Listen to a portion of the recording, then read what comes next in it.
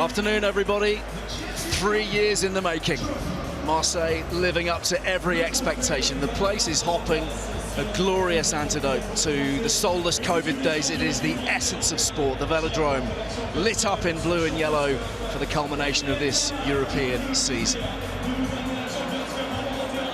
So to the sides, and Leo Cullen has the luxury of naming the same 23, in fact the same starting 15 as for their quarter-final and their semi. The big news is the fitness of Tadhg Furlong, who injured his ankle against Toulouse. Huge that he's fit. Without him, their scrum really did struggle. Maloney's been a revelation at lock. Van der Fleer in the form of his life. Gibson Park and Sexton will again run the show from 9 and 10. The skipper sublime in the semi-final, offering so many different threats. James Lowe has recovered from his shin injury. Henshaw and Ringrose telepathic in their understanding, and Keenan, of course, a key defensive cog at the back and as a second receiver in attack as well. La Rochelle, well, juicy is how Ronan O'Gara described his forwards. They are huge, obviously. The biggest of them, Will Skelton, returning from a calf injury. He, Aldrit and Antonio will get through a mountain of carrying. The big absence is Victor Vito, injured last weekend, but look out for 21-year-old Matthias Haddad, tipped for a stellar career. Big setback also losing to Eric Barlow a fortnight ago, a broken hand against Racing. They've investigated him wearing that special hurling glove, but instead they picked Thomas Bergeon at 9, the biggest day of his career. The higher West will need the kicking boots of last year's semi-final, not the ones he brought in Lens, and Brice Dulin is there at full-back. Benches, Leinster have Cian Healy lined up for a 100th European appearance from the bench. Roddick, of course, a very hard hitter in the back row. La Rochelle will use the likes of the Pumas hooker Facundo Bosch for late impact, along with the absurdly talented Levani Bottia, who you might remember being red-carded in last year's final. Final moments, final words of inspiration. No surprise to see Johnny Sexton right in the thick of things, just laying down exactly what he expects of his men this afternoon. It is a stunning venue, and we're all set up for a stunning final. The last few anxious steps towards the pitch. These are the days. These are the days that live on in the memory of the players long after the dressing room has been left behind. The boots hung up for good. Special moments, special opportunities handed only to the few. The Heineken Champions Cup to be lifted only by the best of the best.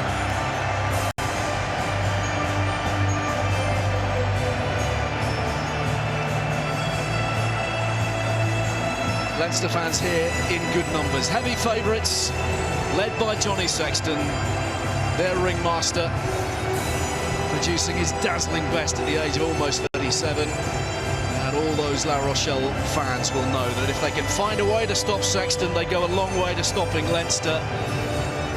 Leo Cullen's men, hitherto unstoppable. Their organisation, their cohesion, their variation has been stunning.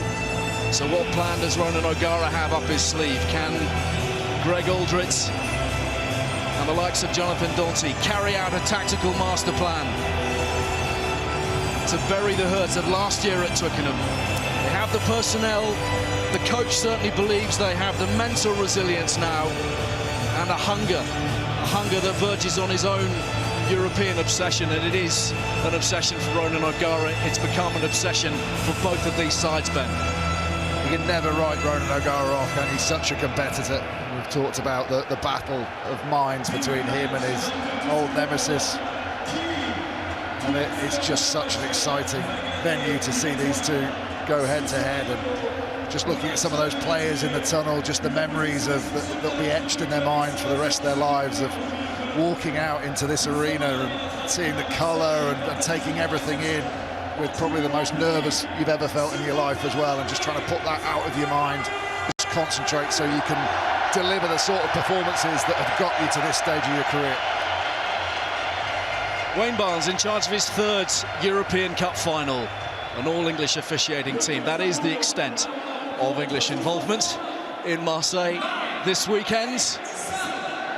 The 27th Heineken Champions Cup final. It's invariably settled by one score. Should be a thriller. Leinster against La Rochelle, and Johnny Sexton lifting the ball on its way. La Rochelle, who will have been planning and plotting and devising all sorts of schemes to try to slow down the possession that Leinster will gain this afternoon, just to get some sort of foothold and start to play their own game, which has, broadly speaking, been above and beyond all the other sides that have faced Leo Cullen's team in this competition. A healthy clearance takes La Rochelle up to the 10-metre line. O'Gara will be really happy with that. I just wonder whether Sexton deliberately kicked off onto the head of Bergeron. A lot of pressure on him this afternoon, and try and get the big forwards clattering into him early, but he's dealt with it well and he's made a good clearance. First line out secured by Ross Maloney, and a huge drive from Leinster with a penalty advantage. Whipped away as they knock on the door of the 22.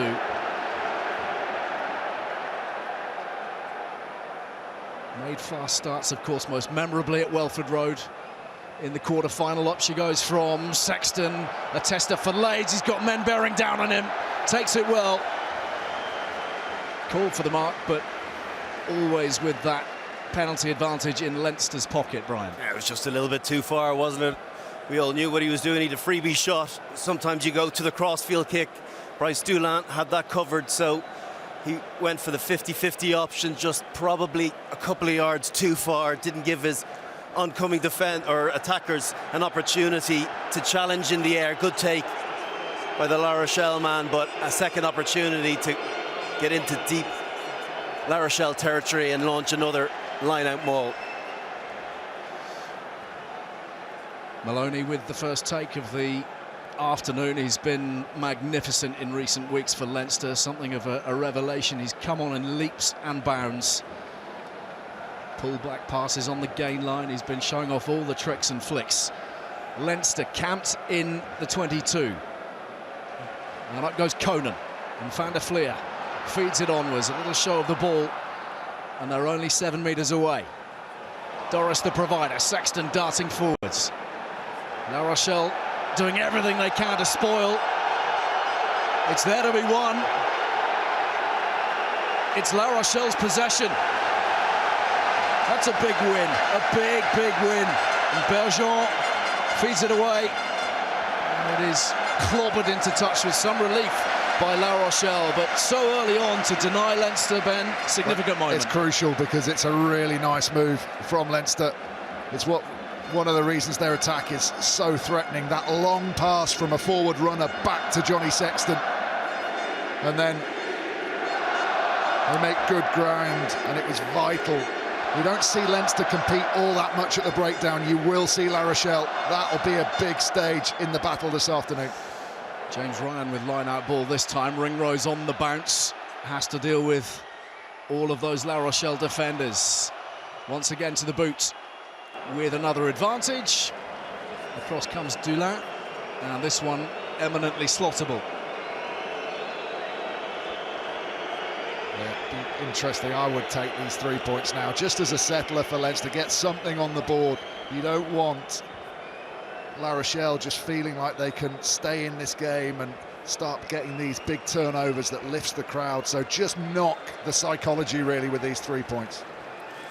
Yeah, makes sense. I think, you know, it might be as a result of the kicking 10 that La Rochelle have as their coach, but they tend to go to the 3-point option an awful lot more than Leinster do.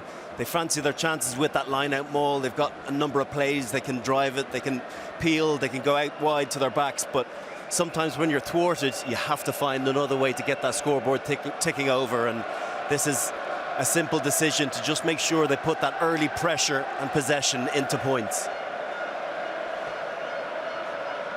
So amidst the cauldron, arguably the coolest man on the pitch. Been there, done it 4 times.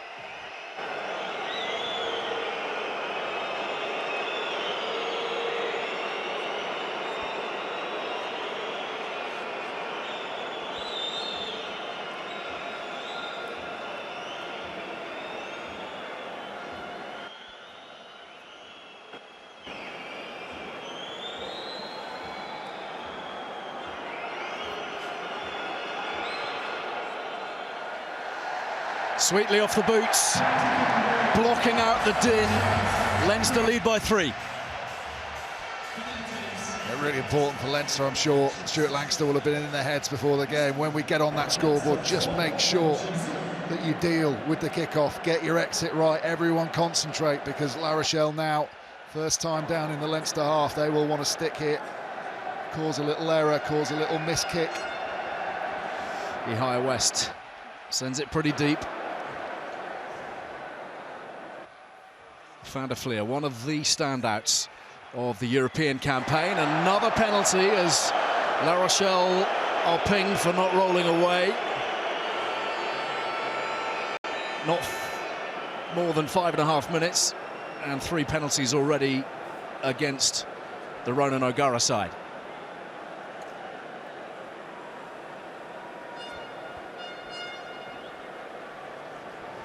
Yeah, we just have a quick look at that ruck contest that we're talking about. It's Aldred this time. Actually, Leinster pretty good, but Aldred wins the shoulder, and as soon as he's in there really early, it's going to be very difficult to get rid of him. Wayne Barnes is going to let a contest happen, so you're going to have to be clean with that ruck ball. Sexton this time bringing in Henshaw. Another shot off the ball. That's penalty number 4. Here's James Lowe, shut down on halfway. Sexton pops up again and freeing up the man on the right outside and gets it nicely inside. Brian, ball kept alive as ever.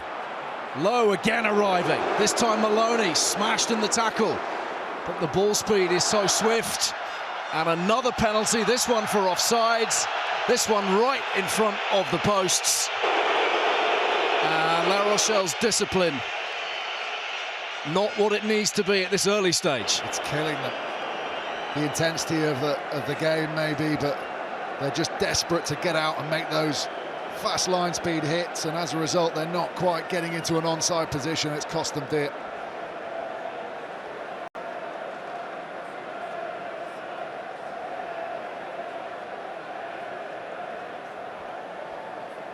Oh, it's an initial brilliantly taken break by Jimmy O'Brien, but look at this for tracking from Raymond Rule. Okay, he had cover coming across, but you got to get into that passing channel. If you can't cut the pass off, you got to chop the guy down. An all-important try, because he gets hands free there. It's try time for Leinster. We talked before the game, the guys talked about the ruck speed of Leinster being the best in the competition, and no competition at all at the breakdown. They needed Raymond Rule, although it's a fantastic tackle. He has to get back to his feet, reload and attack the breakdown. Just slow it down for a fraction, because you saw all those La Rochelle players trying to get back into an onside position and the ball's already gone.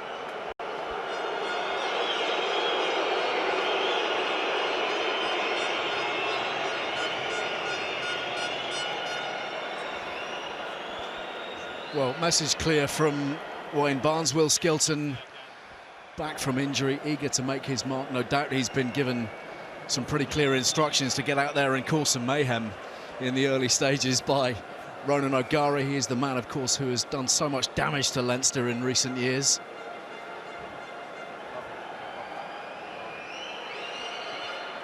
But the penalties costing La Rochelle at this early point. 2 of them kicked by Johnny Sexton. Leinster lead by 6 now. A reminder that in last year's final at Twickenham, of course, against Toulouse, they had Levani Bottia sent off relatively early on as well. It became very, very difficult, and they need to mind their P's and Q's a little bit this afternoon, whilst finding that abrasive edge still. It's such a delicate balance. Gibson Park, this time for the left boot of James Lowe. That's a much better drill from La Rochelle. Just look at the pace of Danny Priso, the loose head, chasing this kick, affecting the tackle. This is what they need all game. There he is. He's leading the charge, gets through, avoids the traffic, makes the hit just there. Don't allow any sort of momentum. That gets to the 22. Suddenly the sweep round play is on for Leinster. Pierre Bougarit, first line out for La Rochelle. It's been won by Haddad, the youngster. Bergeon for West. Sazel. Ronan O'Gara pointedly suggesting they needed to get the ball in his hands a little bit more this afternoon. Here the French have an advantage, and Rule is breaking free. What a burst!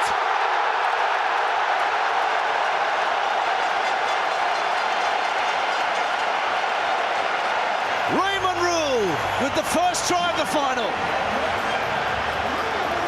And he's absolutely lit the touch paper on this stadium. It's gone absolutely mental, and rightly so. Very flat line from La Rochelle. They don't play like Leinster. They don't have that secondary deeper line. They rely on the one-on-one footwork of individuals to open up holes and stress defenders. And what an offload that is, forcing the outside defender, Jimmy O'Brien, to step in and then just guides the ball one-handed through the gap, leaves it in the space, not fully knowing where Raymond Rule is as he starts to throw that, but he just instinctively knows he's there, and then once through. This guy is a dynamic, electric finisher, and he's saved it for the biggest stage. Fabulous bit of work from Dylan Lades as well, getting that ball away out of the tackle. On the step and the pace, enough to take Rule all the way home. Now, Ihaya West, a lot of eyes will be peeled on this man this afternoon on account of his kicking, amongst all the other important responsibilities he carries. Only 1 from 4 in the semi-final against Racing 92 in Lens.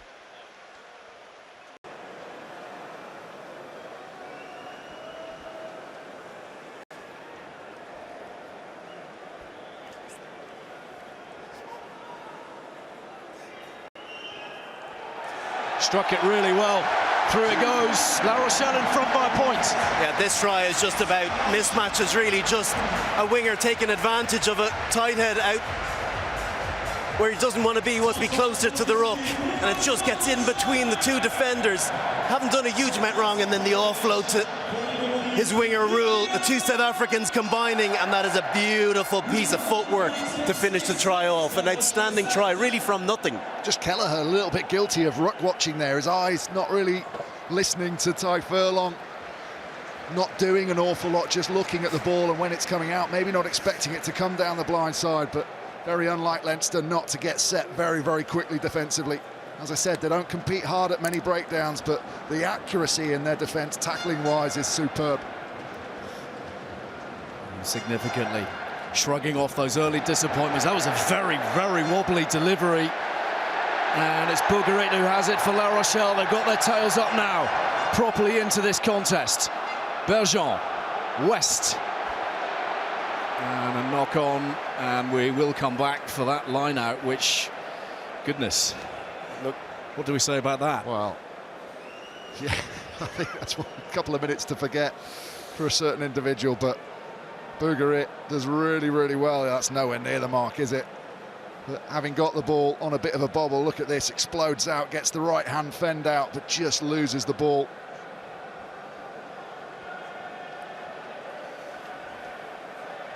A finish from Rule as well. You know, Keenan is no slouch, good defender, very good footwork, agile, but he didn't have a chance.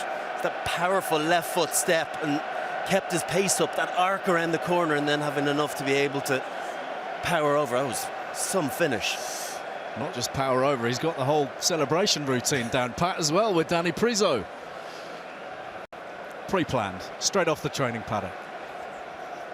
We needed it for the game, though, didn't we? Yep. We needed a try. We needed something that just lifts everyone's style of play. We don't want an arm wrestle like we saw at times last night, and this will really force the attacking game. This, of course, the first of 2 enormous sporting occasions live on BT Sport this afternoon. The Champions League final this evening from 6 o'clock. Kick-off at 8 o'clock UK time. BT Sport 1 and Ultimate for Liverpool against Real Madrid in the Champions League final. What a day of sport.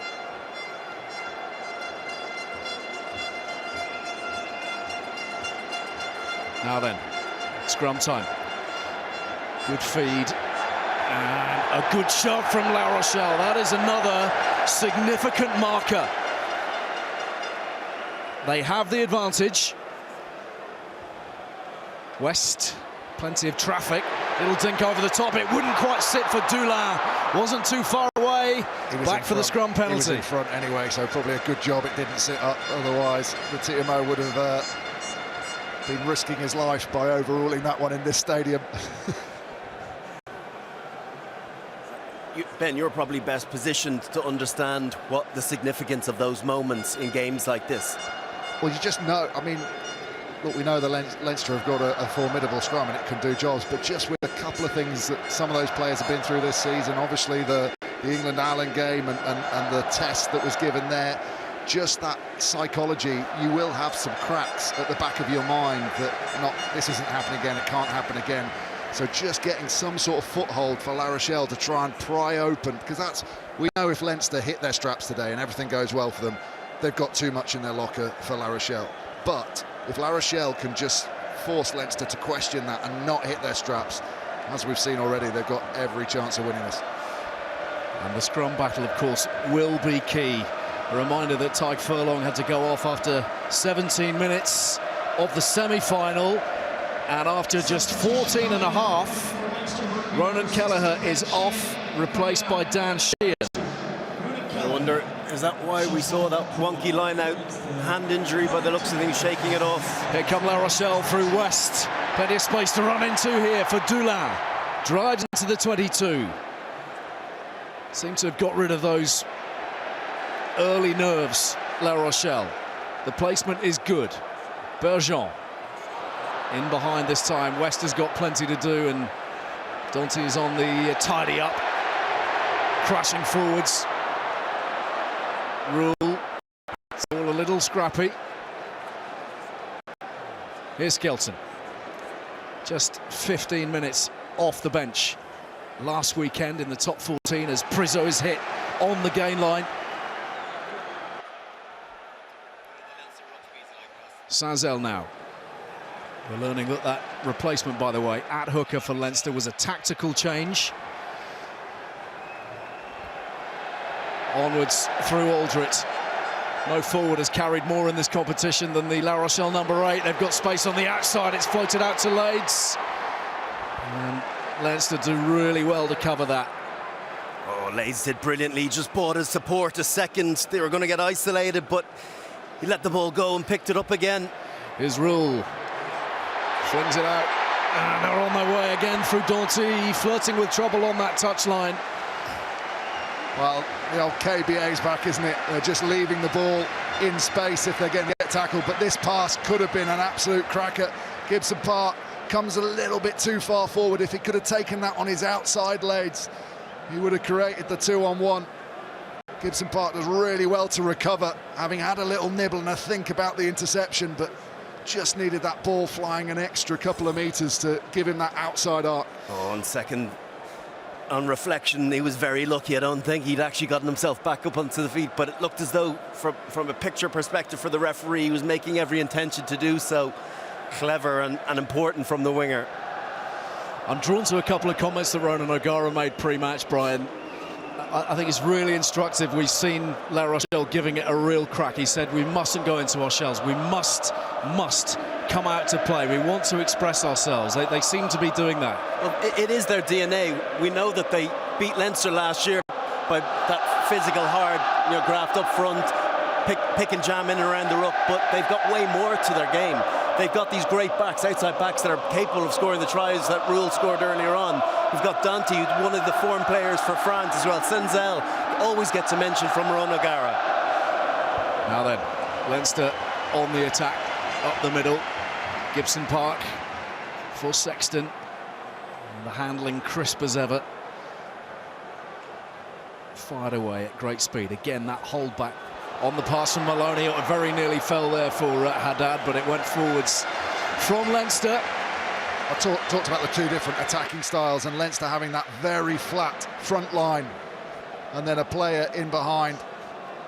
It just buys so much time for Johnny Sexton. The forwards have become so adept at taking the ball all the way to the line, a long way away from Johnny Sexton, and then almost pulling it back as deep as they can, a 5-7 metre pass back, and just buying Johnny Sexton time as he loops round. Doesn't quite work out, maybe not quite as much time as we've seen them given. Sexton not quite as deep, but look for that for this game, because it's what Leinster do better than anyone else in European rugby at the moment. Not quite the synchronicity that they were after on that occasion. Back to the scrum battle with Dan Sheehan now sandwiched between Porter and Furlong. Just a mouth-watering contest there. Furlong having to deal with Danny Priso. Andrew Porter up against Uini Antonio, the 23-stone boulder upon whom La Rochelle have founded their scrummage. And let's not forget the power coming in from behind from the likes of Skelton as well. Notable first advantage in this area of the field from the first scrum, but Leinster holding this one solid. Aldrit feeds. Bergeon to West. And tucked in behind nicely as they move forwards.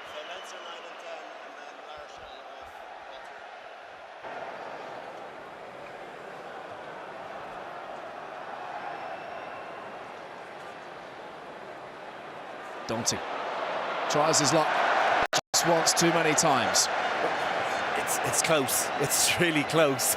And just before he threw that pass, I was just going to say the quality of La Rochelle's passing has been outstanding in this first 18 minutes. But just one that was thrown a yard too far. They're really throwing it, risking the forward pass, but it's high risk, high reward. Just that occasion, Rule held a yard and couldn't quite get to it, but they're creating chances and they're stretching Leinster. And line out is secure. And they've got a rumble on here as well with the knowledge that they have a free shot. This is Sheehan. Gibson Park. Henshaw to Sexton in behind. Oh, it's loose. The advantage coming to Leinster's rescue.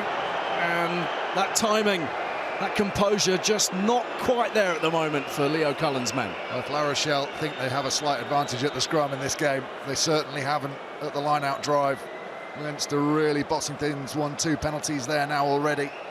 And the worry, I guess, for Ronan O'Gara is we're seeing La Rochelle wanting to kick the ball off the field because they probably used to playing a slower game. There's less ball in play time in the top 14. We know that Stuart Lancaster has these high-tempo drills to try and work on that extended bouts of fitness for the players. So Rog will want the ball to go off the field, but if you're then giving opportunities for Leinster to get this sort of line-out drive going, where you can only give away penalties, it's a double-edged sword, isn't it?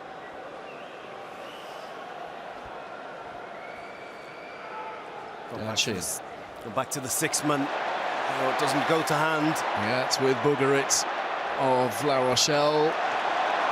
And some crossing in the midfield. Not a penalty in a very, very kickable position. This is a big discussion now with Sexton and Ryan just about whether to go to the corner. It's absolutely right, in my opinion, to go for the posts. It's a free 3 points that they wouldn't have been expecting to get, but Sexton just wanted to ask with how the line-out's been going. They've missed a couple of throws. They've also won a couple of penalties with the quality of their drive, so struggling to hit the mark at the moment, but when they get it, they're a real danger. Just the intervention of Liebenberg as Bougeret sought a way forward.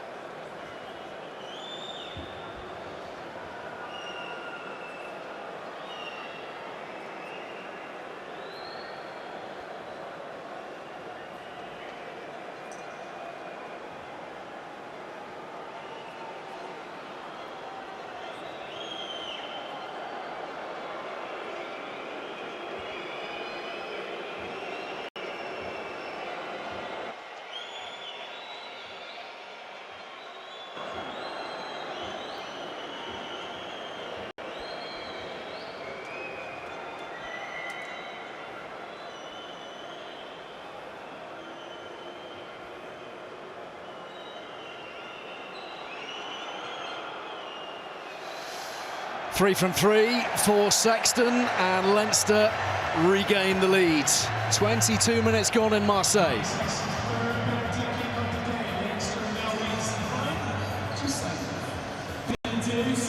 Yeah, just to have a quick look at the playmaker balance, predominantly off 9 and 10 with Leinster, whereas with La Rochelle it's split right across 9, 10, 12. Just shows they're getting way more width, something Leinster are trying to achieve, but they haven't had a chance to do so because of that really good La Rochelle defence. Oh, Doris didn't take that clean, and Keenan had to be very swiftly onto that. Just on that playmaker balance, Leinster traditionally are the team in this tournament that play the most off 12, or second most off 12. So being hampered in their game plan at the moment. Haddad doing his best to pressurise Gibson Park at the base. This is Dulin, missing for the quarter-final and the semi-final, and going nowhere here because Robbie Henshaw has stopped him in his tracks. Wayne Barnes did him a real solid there. He took an age to call tackle. Antonio sets this one up, and West sends it out for Sanzel. Good tackle from Ringrose, really good tackle, and there are men over the ball. Gibson Park is doing his level best to jackal that one. Bergeon to Lavaux. West, Bourgarit using Antonio, nice hands, and Dulin brought down just on halfway. Probing inside. West. Sanzel finding space, finding leads. Keen to exploit that 5-metre channel. A little loose on the kick. And Van der Vlieren set off at high speed. West for Dulin. Going off the field, but Bergeon here going back against the grain, but taking out the guard defenders, which means that Skelton has an easy carry into backs, and they've had to shorten their defensive line. So when they go wide now, those players haven't swept round the corner. They can't, because they've all been taken out by Skelton, and they preserve the space on the outside. Doesn't quite come off, but good manipulation of the Leinster defensive line by La Rochelle. Well, there's been so much talk about Will Skelton, of course, won the Heineken Cup with Saracens in 2019, beat Leinster in the final, did a lot of damage in the semi-final as well last year. Questions will be, I suppose, just how long he might last this afternoon and how much damage he can do in the meantime. Tester for rule. It's gone backwards. No, it hasn't. I thought it had for a moment. Wayne Barnes very much with a different opinion. Yeah, just having a look at this launch play from Leinster. Look, a couple of passes stuck inside shoulder. Again, inside shoulder. They're looking to get to the width. That's allowing La Rochelle to chase up and shut that 15-metre channel that they're trying to get to. Shut it out completely.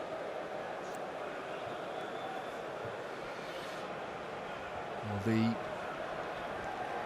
quality of the passing is usually of the very highest order, and that accuracy, that precision is what makes them tick. Well, we know La Rochelle are attacking this scrum. First time that Leinster put the ball in, which is traditionally where you get more of an opportunity to attack. Your hooker doesn't have to strike. And all those white shirts will be primed. Knees bent, hits dropped, ready for that snap together as one. Try and just lift that Leinster front row back and away.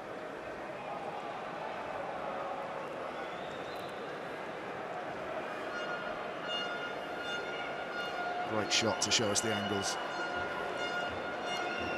Yeah, Leinster set up here for the ball to Sexton with Henshaw short, with Jimmy O'Brien going out the back along with. It's Henshaw, and he's made an excellent burst. And there's support there from Conan as well. Gibson Park. Sexton again, a short pop, this time to Ringrose. Great leg drive from the outside centre. It's there again for the 9.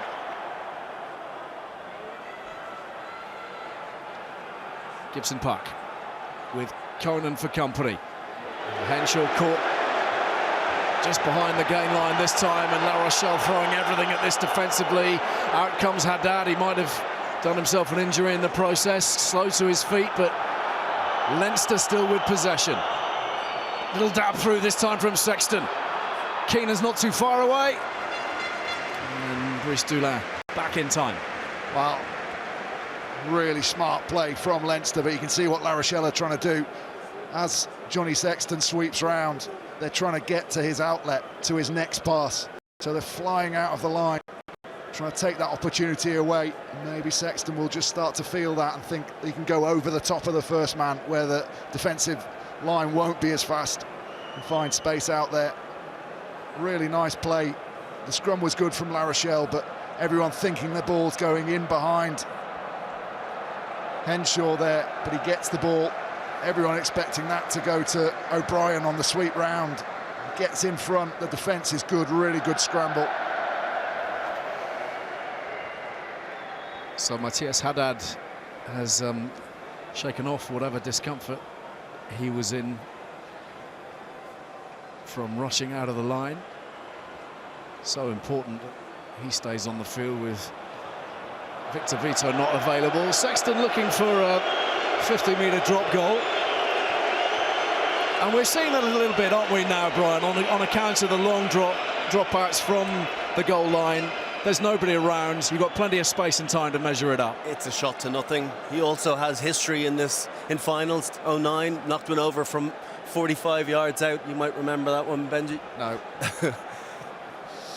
It's been again airbrushed. his first final. How's he going to cope with it? So do you know what? You're going to get possession back in all likelihood, and then you get to build phases. So opportunity of a three-pointer that needs to be struck very sweetly, though. Henshaw in the backfield. We are learning that Remy Bordeaux is preparing to enter the fray, presumably for Haddad, which is a significant blow for Ronan O'Gara's side if that is what happens. So much resting on the 21-year-old, parachuted into this back row. Lots of good things expected of him in years to come. Excellent kick right into the 5-metre channel. That is outstanding from the young La Rochelle 9. He's really acquitted himself very well this first half an hour. It's exactly the accuracy you're looking for. Give your chase a chance to squeeze the pressure, grab the player and drag them over the touchline. Just wonder whether that's an HIA, because he certainly just took a second to get up, didn't he? It wasn't a clear symptom of concussion, so they don't have to permanently remove him, take him off, give him a head injury assessment. We might see him again. Remy Bordeaux is the man who's come on wearing 20 for La Rochelle as they work their way beyond halfway. Bergeon. This time Skelton is held up. Taking a little while to get back into shape here. Uini Antonio, probably not for the first time, what you might call a lazy runner, if you could call him a lazy runner. This is what he's best at, though, from close range. Setting the platform, Bergeon.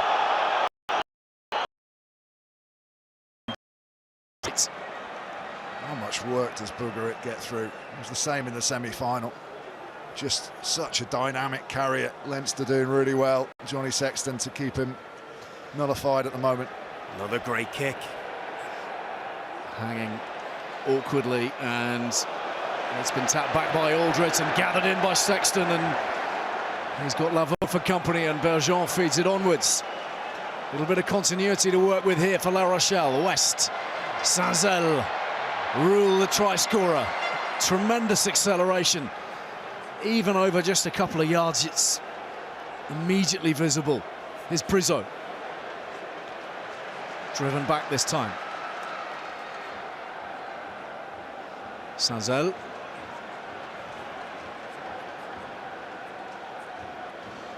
Skelton again, battering his way up towards that 22. Ihaya West to the line, and Antonio very well dealt with ultimately by Porter. Hefty old collision if ever there was one, but Leeds is breaking free, and so too Rule again, brought down by O'Brien. La Rochelle warming to their theme in Marseille. And a neck roll from La Rochelle has given Leinster the penalty, and a big sigh of relief for all those dressed in blue this afternoon. Just looking at all these La Rochelle players now, they're out on their feet, hands on heads, hands on knees. If Leinster can keep the tempo up, last 10 minutes before they go into the break, it's a chance where they might create some opportunities for themselves. It was a huge sequence of play there, really good continuity from La Rochelle, finishing off with that rule break, but really good scramble from Leinster again, getting themselves, or keeping themselves alive on the hunt. Second moments, Jimmy O'Brien getting back up, trying to slow the ball down. The worry is that Skelton is getting further and further into this game. The work that he's getting through for a man that only has 15 minutes in the last couple of months is significant. There's a bit of a boo going around because that clear out, it's not conclusive, the camera angles we've seen, that's a neck roll. The roll is, you know, grabbing the head and actually moving it off to the side. If the head's down, you have to bind somewhere, and if you're binding over the shoulder and driving straight, I think that's quite a tough call. We haven't seen a conclusive angle where there's a clear grab of the head and a movement off to the side and rolling away. Good to see from a Leinster perspective that man recovered. And the last thing they need is his ankle to start playing up.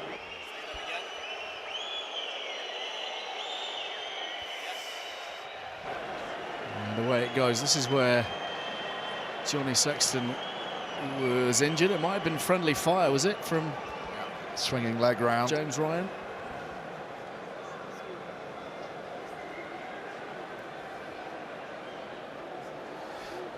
I think we all know that the leg would almost need to have been separated from the rest of his body for Johnny Sexton to be removed from this field of play this afternoon. Depends which leg he might stay on if it's a kicking leg that's still attached. The Rule again has done well, growing influence on this contest. West for Saint-Zel and Dulin hurrying into the equation as well. Once more Ringrose doing his job very effectively defensively. Liebenberg retiring at the end of the season. West now for Daunty. Explodes over that halfway. Leinster giving up the penalty this time around. It's Dan Sheehan who's given up the penalty. Here's West. And Saint-Zel, and a nice little loop play and freeing up Leeds. Still with the advantage here, Bougarit. West again. Trying to get this ball wide as early and as quickly as possible, and Aldrit will take on the straightening. And he's brought Brian. Raymond Rule's had such a good start. Now just trying to get his hands on the ball as much as possible, really working off his wing. We know that they tend to position big back row forwards in those wide channels, so Raymond Rule's played a bit of outside centre. We've seen him playing there in European competition before, but he's now almost playing as a third centre at times, looking for the ball and being that playmaker to bring in some of those big ball carriers in the wide channel like Gregory Aldrit around him. It's great to see him linking so well as we talk about all the chemistry that they have in the Leinster back division. Obviously they double up with Ireland so frequently, but Raymond Rule and Dylan Leeds have got a really nice kind of sympathetic chemistry going on there, Brian. Yeah, they do, and they have this brilliant passing range from West as well. They're going from coast to coast, and what Ben said is he's just sitting in the pocket and they're just waiting through the phase. If they get through 8-9 phases, they know that Leinster can stay connected in pairs as centres together or wingers with centres. You know you're going to get tight forwards, and that's what he's looking for, the opportunity to get those mismatches against tight forwards out in the extremities, and that's when he'll put in real dividends. 4 tries in 7 Champions Cup appearances. Now there's Tawira Kabalo, who La Rochelle was so desperate to get to the start line this afternoon. 2 broken bones in his hand, though. It was going to be a tough ask. But people were questioning the selection of Bergeron. I think he's had a fantastic start to the game. I don't want to jinx him now, but he's been really, really bright for them. understanding the game plan perfectly.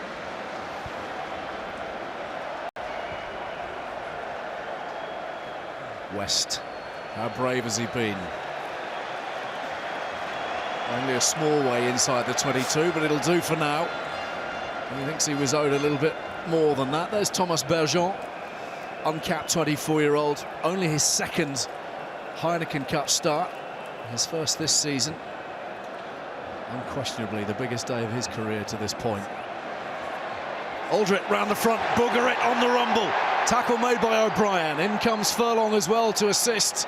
But La Rochelle are very, very close. Smelling blood. Bergeon feeds. Booger it again on the charge. Lavaux assembles with Priseau. Got a freebie. Playing with house money. Still, they try from close range. Aldrit is stopped. Bergeon. Liebenberg. Driven on by Bordeaux. Out it comes now for Danty. Holds it back for West. Width on the ball. Oh, it wouldn't stick. Sazel's pass just in behind the man. And frustration writ large for Brice Dulin. I've got to say, despite it nearly coming off, Leinster's defence was outstanding, and it meant that the passes had to be inch-perfect perfection. Great line speed, but they preserved their width.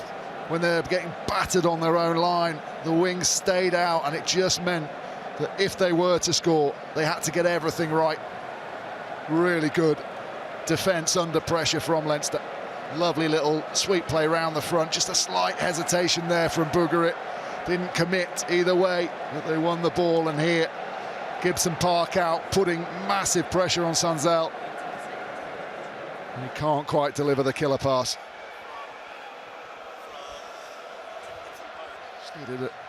Just needed a little bit of sympathy on that pass, didn't it? He's cutting the line, trying to get inside the last defender. Hands on heads from the La Rochelle side, and it looks very much as if Matthias Haddad is going to return.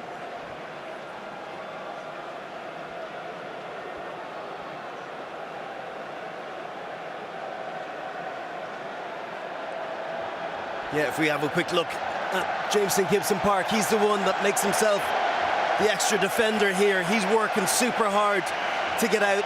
Watch that. It allows last man Hugo Keenan to come in and stop the ball, put pressure on Dylan Lades. Brilliant from the Leinster scrum half. Phenomenal work rate, badly needed. This, though, a wonderful attacking opportunity for La Rochelle. Feel they've got a little edge in the scrum. It's been wheeled. Yeah, Leinster on the hit tried to force their loose head side up to prevent La Rochelle from getting outside Leinster's back row. As a result, La Rochelle tried to drive down their loose head, and it just all span round. But that battle between Porter and Antonio, absolutely crucial at this scrum, because if they get that right shoulder up through Antonio, that means Van der Fleer has to stay and support his prop, and that would allow Aldrit to maybe pick from the base if they don't get any joy with the drive. Well, they're in great voice, the La Rochelle fans in particular, right now. A crazy bunch.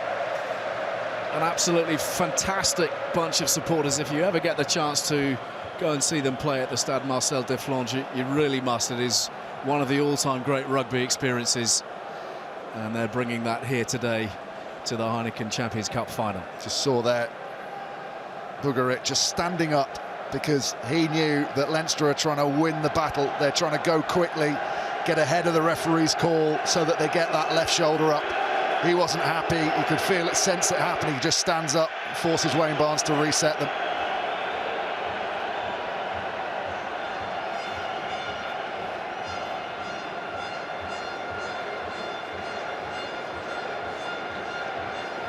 In from Bergeron, a clean hook. It's there for Aldritz, but a penalty goes Leinster's way. A shrill blast on the Barnes whistle, and Leinster have dug themselves out of a hole, and they've done it through their front row. Assistant referee. Yeah, I thought Wayne Barnes was going to penalise one way then. And he got a shout from the sideline on the other side of the scrum. Christoph Ridley, his assistant referee. Off comes Remy Bordeaux, and Matthias Haddad back with us.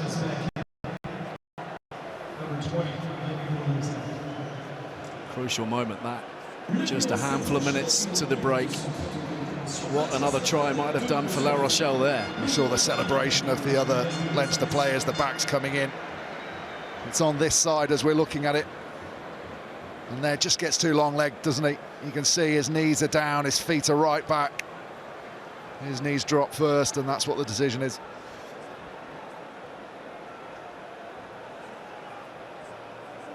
Sheehan then sends it up for Maloney to gather in. And again, just drawing the dividends from the line-out drive. Gibson Park frees up O'Brien. Little dig over the top, and Brice Dulin has to be careful here. He's playing with fire. He's in the in-goal area, and there are blue shirts swarming. And it is Leinster possession with just a minute and a little bit left to go in this first half. What was that decision from Brice Dulin, Ben? Well, he's got such good footwork, Brice Dulin. He backs himself so often at the back. One of the biggest issues is he lets the ball bounce. Could he have got this in flight and called the mark? Maybe it was a risk. He could have slid in there and called the mark, and then he just backs himself with his footwork. Really good from the Leinster kick chase. Big traffic, maybe some of those white shirts in and around Dulin just took away some of his options to plot a path through, but big moment. What a turnaround this would be from a scrum on their own line for Leinster to a scrum attacking the La Rochelle line. And fascinating to see the little scrum half, Jameson Gibson Park, the man to lasso Dulin in his own in-goal area and apply the heat, apply the pressure now. How Leinster would it be for them to come away with points, having been under so much pressure just moments ago? 40 seconds for La Rochelle to survive. Trying to hide high west, as they often do. He's down the blind side.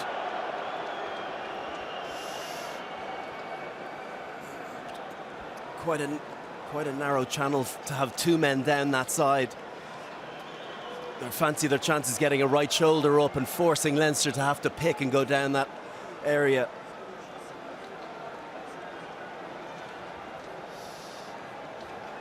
Well, we talk about it in almost every single European knockout game, don't we? These championship minutes, clock in the red, points just seem to almost feel like they accrue double. Such is their significance. Such is the swing of moods as the two sides enter the dressing room. It's a free kick, and the option might still yet be another scrum. Well, they tap and go, surely. You don't take another scrum.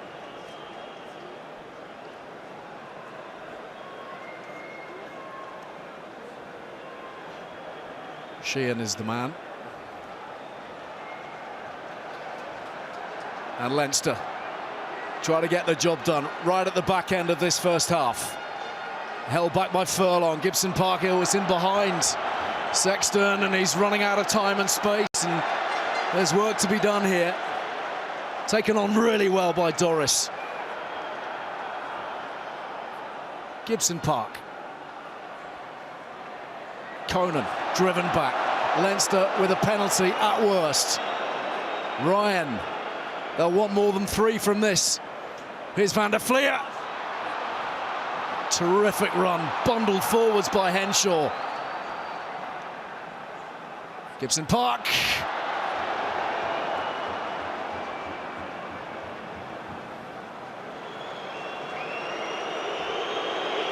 So with all this weight of possession and territory, Brian, I think what's the call? you have to kick the points. You have to kick the points.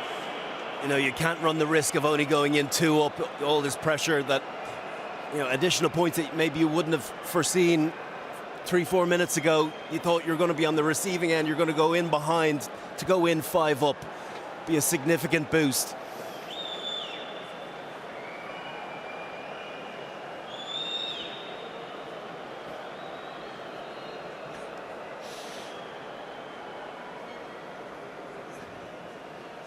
So the decision has been taken. And Johnny Sexton, who's still in conversation with Wayne Barnes. That was sure to be a running theme through the course of this afternoon. But having been denied any tries in this half, Leinster will surely accrue 3.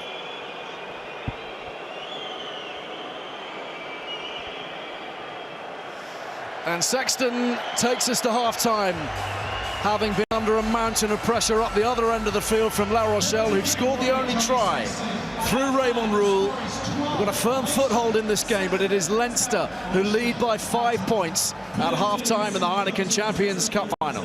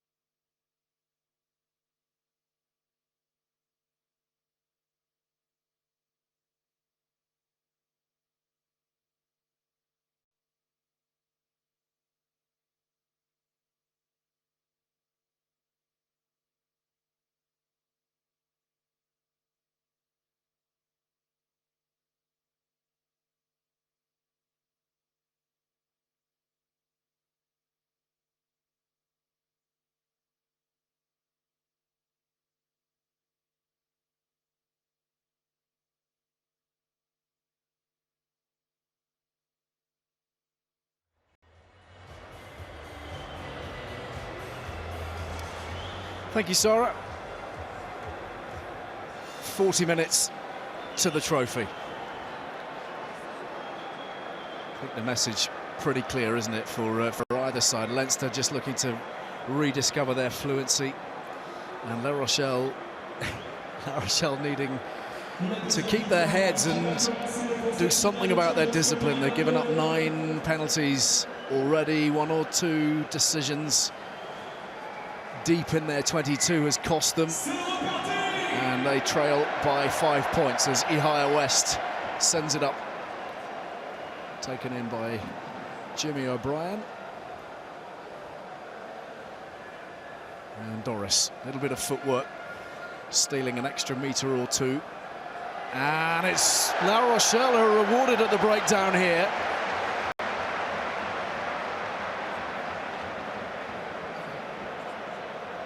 Well, that's big, isn't it? After what happened at the end of the first half with Leinster getting those 3 points to immediately wipe them out, and O'Brien, you know, maybe just trying to get the tempo of the game up, quick to move the ball. They didn't just want a single carry, trying to play a little bit under their own sticks, and they get caught out. We mentioned in the first half, this La Rochelle team will hit you at the breakdown. They will put extra numbers in there. I think it's a good decision. You know, he got a great split on his legs. He got in, won the shoulder really well, and rode the challenges that were coming at him. It will have been such a key focus, won't it, all week, just to really get in there, cause some trouble, ask some questions, and crucially slow down that Leinster possession at worst, steal it at best.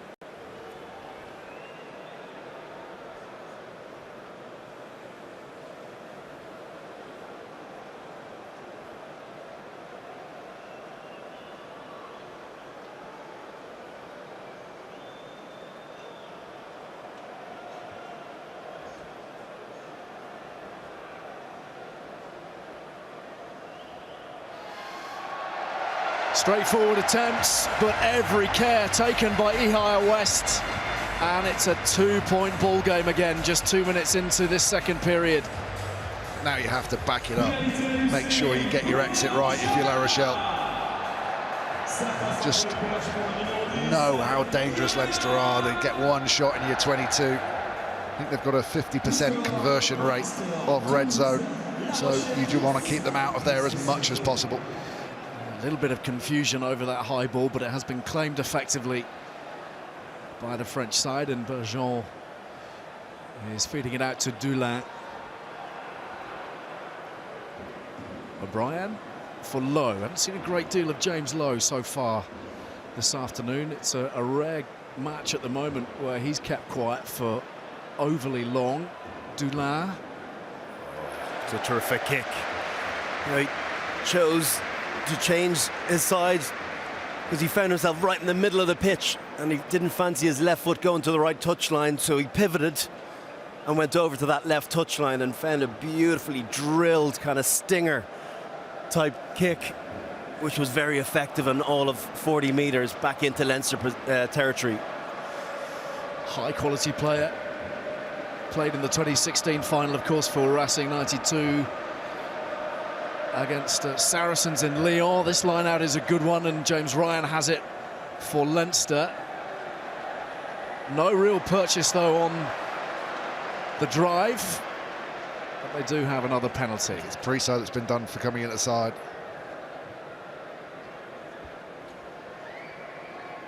What Gregory Aldrich's saying is that the maul actually got spun, so the back of the La Rochelle players actually rolled around, so you only have to come in directly behind the ball. A couple of the La Rochelle players came in, were probably legal, but he didn't like Danny Priso, Wayne Barnes.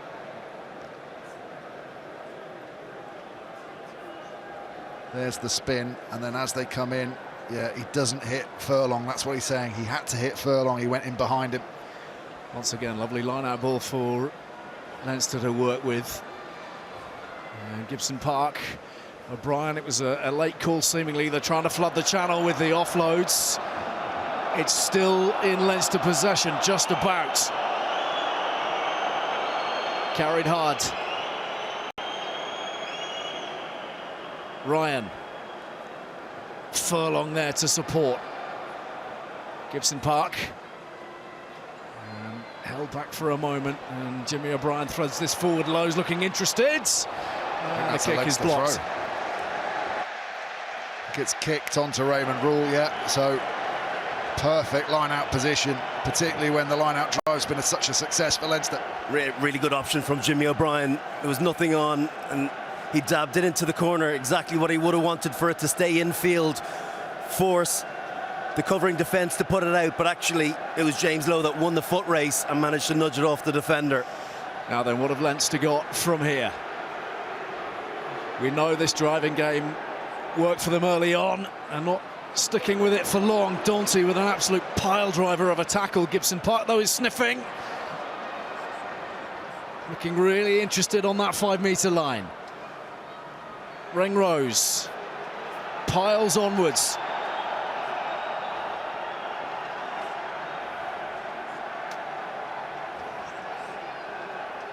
Conan wants a little bit of support on his shoulder. Driving so close to the line. In comes Skelton to try to slow things up still further. A matter of millimetres now. Furlong waits. Ryan for company. And the tackle comes in from Haddad. I don't know if there are any arms with that one, but he's gotten away with it. Remarkable, really. Everybody on the line here for La Rochelle as Doris gathers around. There's an advantage now. Finally, they've given one up. And Leinster pile forwards. And Wayne Barnes makes an instant decision. This one's a tougher call because they've got the momentum now, and it will feel like 3 points isn't what territory deserved. Do they go to the tap and go again and back themselves?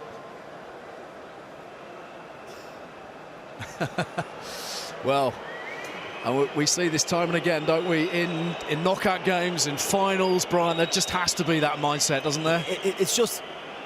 It's something that used to be the norm, but it's broken away from it in the last 3-4 years, where teams have continuously gone to the corner instead of opting for kickable penalties, and they've had a lot of success from it. So it's been hard to argue the point, but I guess in tight affairs like this, 12-10, and needing to convert that possession and territory into points is vitally important. Just keeping that momentum, keeping that squeeze, making sure that it doesn't pick up the opposition where they thwart you from a defensive point of view. Easy pickings for Sexton. Leinster lead 15-10, 47 minutes gone. I think the other thing on that decision is, if you feel that you're not going to get many more opportunities down in the opposition half, you're tempted to really maximise them, but just to steal, chip away another 3, Leinster know they're going to get more opportunities down in the 22. And if they've already given themselves that little cushion, that little bumper, if they finally get that try in open play, it's going to be worth a lot more than if they'd just battled for it and had 2 or 3 goes at getting it. I mentioned at the start of this match that the finals tended to be really tight affairs. That is a fabulous clearance, by the way, taking play inside the opposition half. Gibson Park has struck that quite beautifully. Just to emphasise the point, 17 of the 26 European Cup finals to this point have been won by 7 points or fewer. And of course, there were a lot of people who figured that Leinster might get out to a fast start here today and then to be very difficult to reel in. It hasn't really played out like that. They haven't scored a try yet, so points firmly remain at a premium. Bourgarit sends this one up and Laveau reaches for it. West releases Daunty, flying into Sexton, and now then an extra few metres pinched by Dylan Lades. That's surely forwards from Aldred. A little bit of miscommunication. The quality of this line-out delivery means they hold the tail gunners at the back of the line-out. That is the reason that Daunty gets a shot on Sexton. No one can leave. Van der Fleer has to wait. If that ball's given straight off the top, Van der Fleer's probably there to make the initial tackle. He has to. And that's exactly what they want. Donty running full tilt at the main axis of Leinster's attack. Such an influential player. He's actually the man who's come off second best, seemingly, from that collision. Late withdrawal from the quarter-final, Jonathan Donty, but I know you feel very keenly, Brian, he's a man that La Rochelle really rely upon, as France now do. Yeah, well, he's been very effective, obviously, with his ball carrying, but also defensively, he is so physical. And for a big man, you'd think he might be a one-trick pony, but give him an opportunity to throw balls, 15-metre passes into space right on the line. He's well capable of doing that. It'll be very interesting from a French perspective, how, when Vakatawa comes back into play, gets a bit more fluidity into his performances with Ficou. Which two of those three are going to start for France in the coming years and for next year's World Cup? But this guy is playing exceptionally good rugby for La Rochelle and really, really important to their go forward. So he's back up on his feet. A reminder that Liverpool against Real Madrid. Kick-off is at 8 o'clock in the Champions League final. They're live now on BT Sport 1 and Ultimate.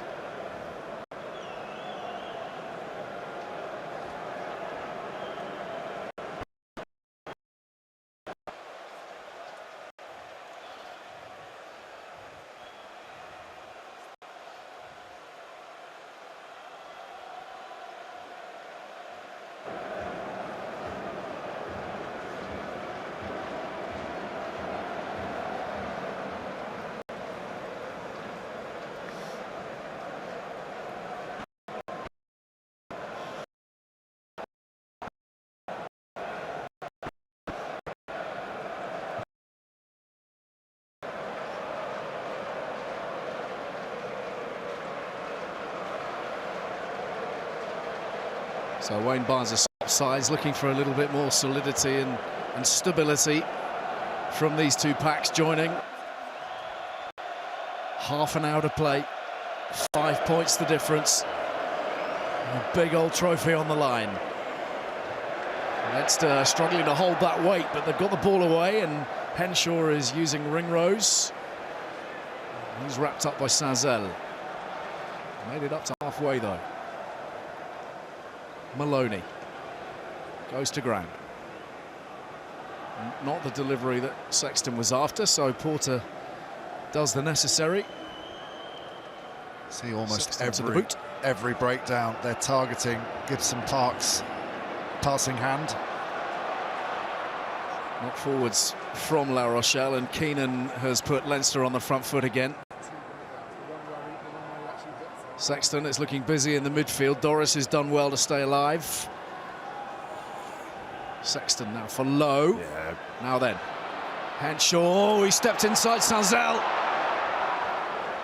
Great tackle made by Dylan Lades, but Porter now for Sexton. This is Leinster as we know them, playing with an advantage.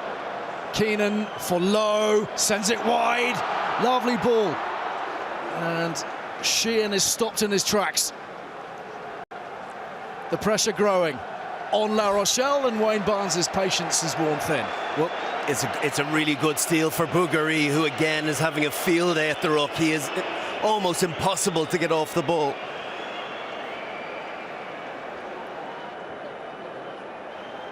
But the referee went back for the original penalty for offside, which was clearly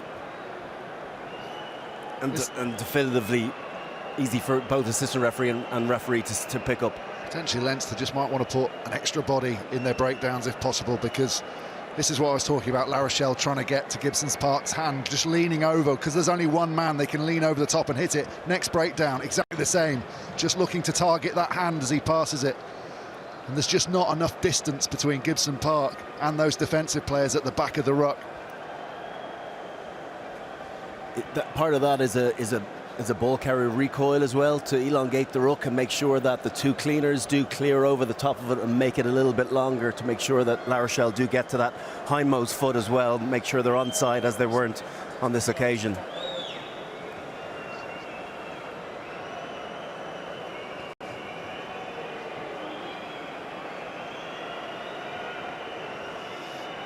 Immaculate so far from the tee, Johnny Sexton.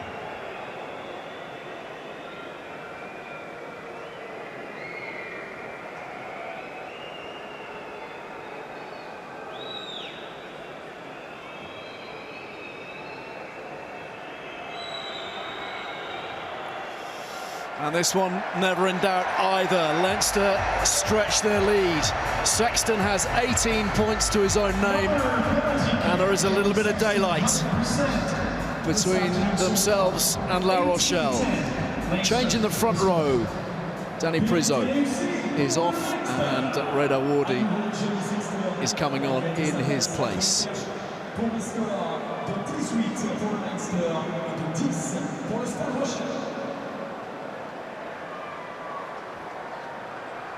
Gibson Park needs another one of those booming right footers, and he's got this one away, not quite as far upfield, but fair old job up to the 10-metre line.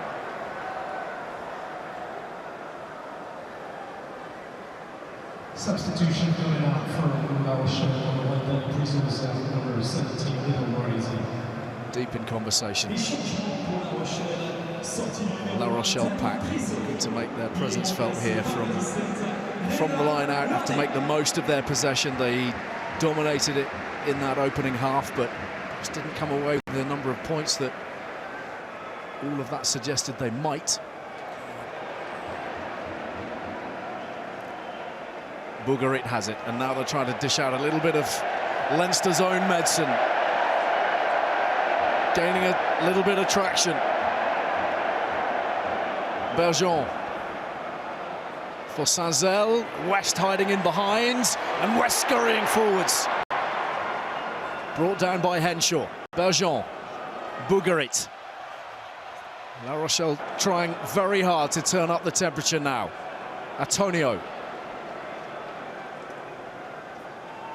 Saint-Zel for Danty. Again, he's into Sexton. Desperate to make his point. And then bundled on the gain line this time, the new man, Reda Wardy. Aldrit, a little bit isolated. In comes Haddad. And here's Skelton, stretching his legs and barreling into the 22. Van der Fleer might have this. Just lost his feet. Couldn't quite hold his weight. Once again, though, they're leaving it to Rule, and that pairing of Rule and Lades working so nicely in tandem. Wardy for Bergeon. Volume levels cranked up inside the velodrome as Bergeon feeds it out again. Rule on a lovely arc. Leinster digging very deep defensively here. Aldrit. Right in the guts of this second period. French side badly needs something here. Haddad is held. Bergeon to that left side, and West, proper mix-up. Antonio coming flying through. Leinster survive, and another great opportunity ends with La Rochelle empty-handed. Yeah, Ohio West shakes his head. It's the big number 3 gets in his way. He's frustrated, and that's just tiredness, isn't it? Ordinarily, he needs to be flatter up, higher on the line, give himself an opportunity to not have to pull the pass so far back. And don't need too much to get that guy pumped up. But every moment feels significant in this game. Particularly anything down in your own 20. Stop them from picking up 3 or 5. Just builds on all of your overall performance. Just again, the defensive work of Jameson Gibson Park in that sort of sweeper role in behind, just closing that, realising when he needs to plug the gaps that have been left. Leinster over-committed at the breakdown, thought they could slow down in that wide channel, and as they swept back to the far side, La Rochelle, he had already highlighted that they were going to be short in that channel, steps up, and when Raymond Rule looked to accelerate, he was met with that man there. He's having a really strong game, just analysing from the back and plugging any holes that need filling. So once again, Danty has had a little bit of treatment for La Rochelle. They do have Lavani Bottia waiting in the wings. Smiling Antonio, but I'm sure his fly half was smiling alongside him a few moments ago. Always about seizing your moment in these high-pressure engagements.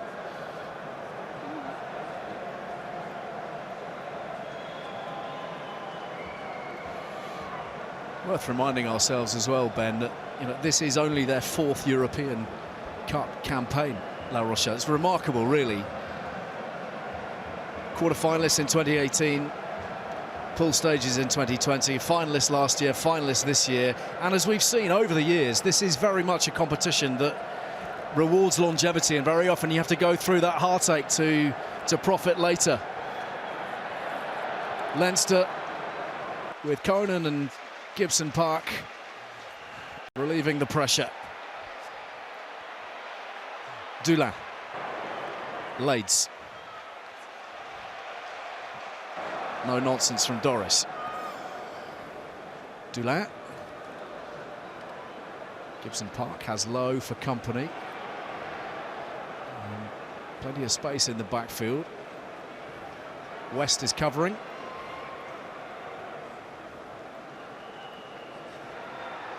Keenan. On the counter, little stutter, and then driven to the ground by Bougarit. Doris, Sexton, Ringrose, very nearly through. Scragged to the ground by Aldrit. Still the motion continues. Henshaw bouncing off the tackle of Saint-Zel.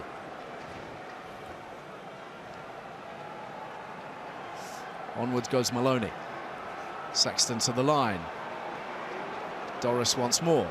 Sexton heading back to that right-hand side, but it's slow ball, and it's slow because Vian Liebenberg was locked over the top of it.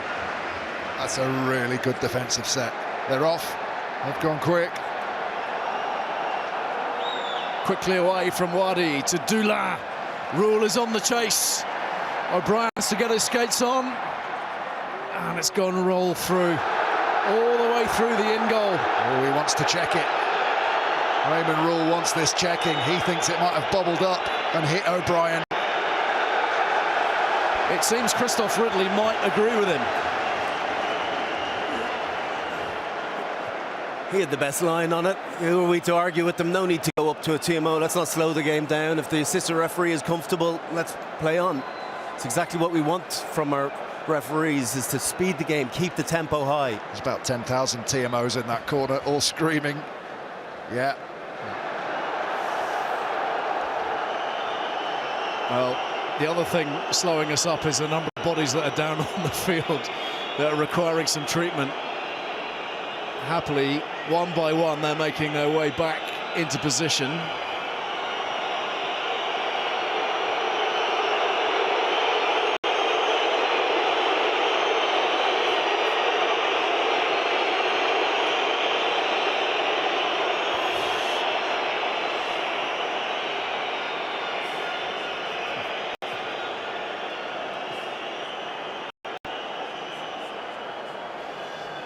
Goal line dropout or scrum being the option, depending on the ruling. And Gregory Aldrit is back on halfway, having needed a little bit of medical attention.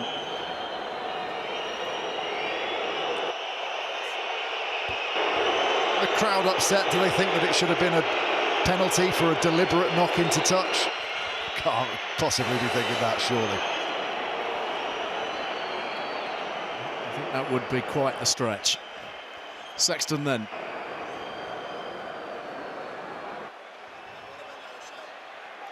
Dulin with the drop goal attempt.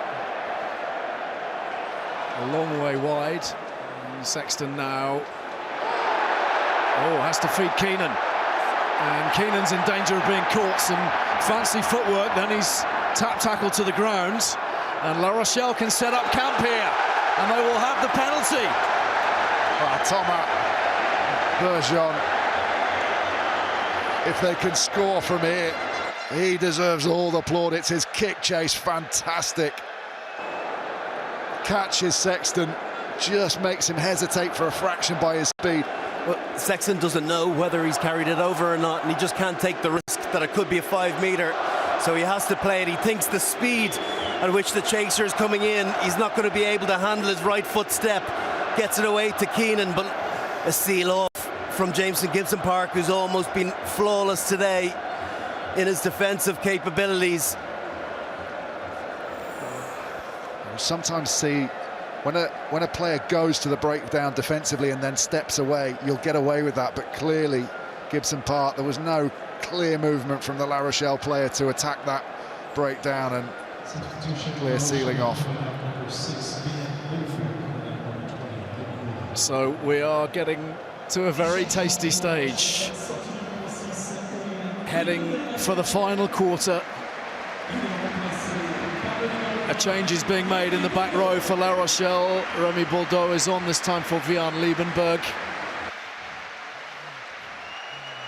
And Ronan O'Gara's side have pumped it into the corner, and you really feel now, Ben, this is crunch time. Yeah, and it starts with one of the players of the match so far, Bougarit, and the quality of his throw. Up goes Haddad, the youngster. Feeds it onwards to Aldrit and Bougarit. And now the rumble from La Rochelle. Their final rests on this. Bougarit! He scored!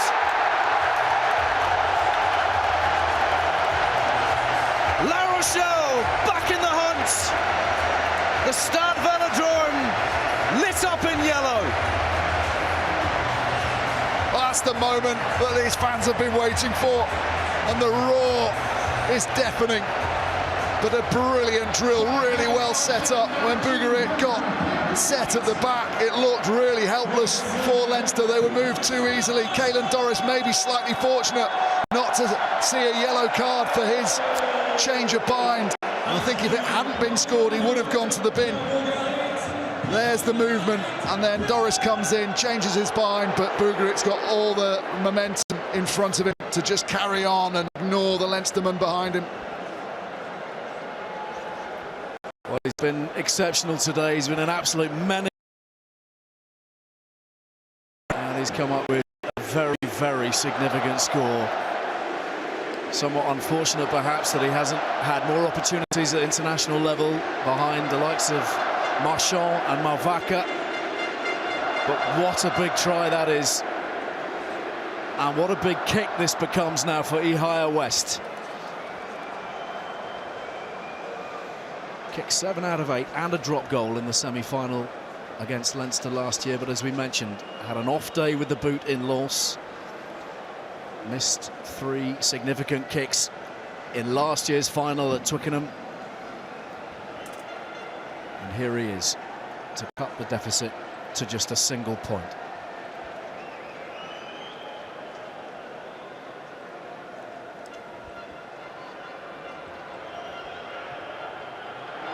Straight as a die.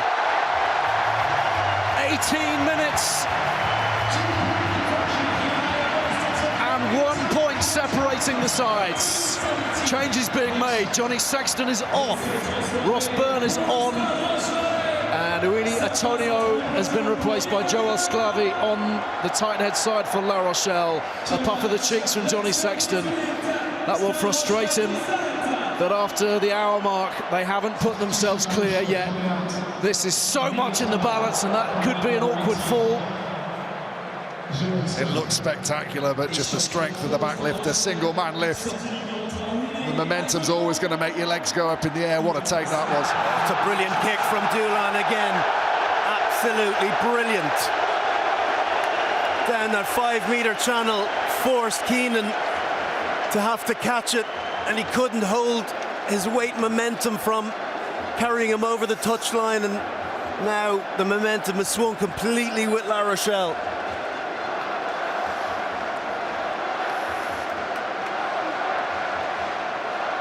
Well, he had to have treatment for an ankle early on, didn't he? And just maybe Johnny Sexton did have a chat with Wayne Barnes, didn't he? And say, wasn't that a late tackle? Wayne Barnes was happy with it. I think it is the ankle that he injured it earlier on. A couple of new props on for Leinster in Alalatoa, and Cian Healy making his 100th European appearance. It's with Bougarit of La Rochelle, though. They are the side currently who just feel as if they got the win behind them, but a crucial change of possession, turnover ball for Leinster. Gibson Park fires it out, and James Lowe gives those in blue vital breathing space before Dulin tests out that touchline again.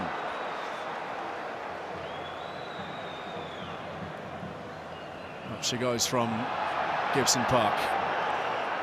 Dulin caught in two minds, uses Lades.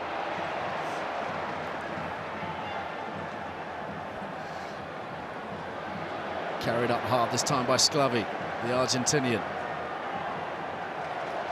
Very nearly driven off the ball by Alatoa. Bergeon to the heavens again. Lades is cramping, so he can't chase. Byrne did very well to keep that from being knocked on.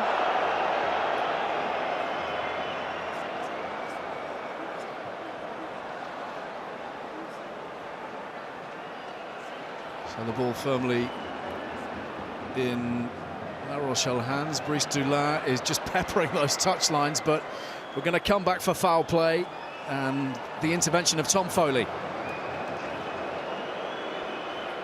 Dear, it's a trip.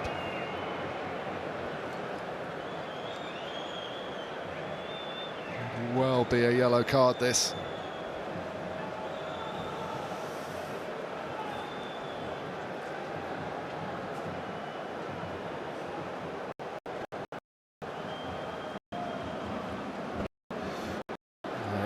Thomas Lavaux is the man under the spotlight.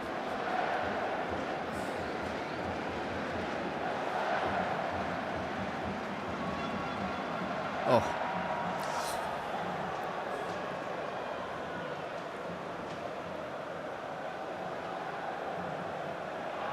Well, it's stupid. It's clear as daylight as well. He's not going to get pressure on him. And I know. And the yellow card comes out. Lavaux to the bin. And how costly might that moment of madness prove? We saw the impacts of Lavani Bottia's sending off in last year's final.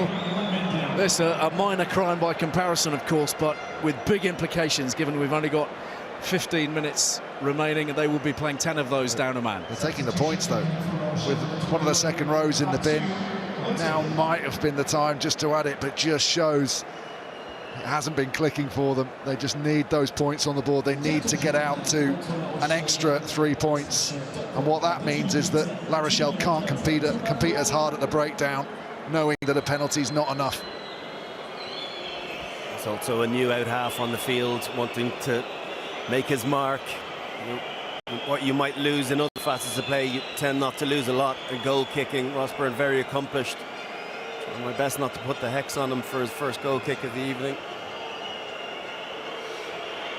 Ross Byrne, steely-eyed. Leinster with a quarter of an hour to play, lead by 4. La Rochelle playing with 14 men. Thomas Lavaux in the bin and Arthur Retière on at scrum half for Thomas Bergeon. Everything, though. Everything. Very much in the balance.